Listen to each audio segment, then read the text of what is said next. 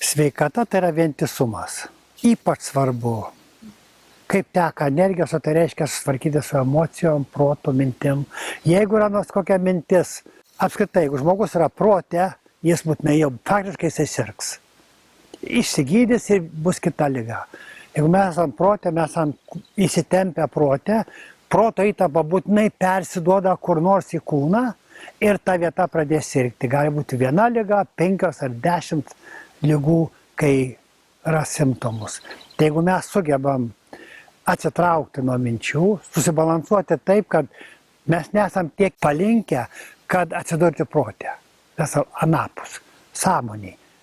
Sąmonė kaip vakuumas. Vakuumas yra tuomet, kai nėra materijos, sąmonė yra sąmonė, kai nėra minčių. Jeigu žmogus galvoja, jis yra nesąmoningas. Sąmoningas, kai jisai negalvoja ir mato, kad negalvoja.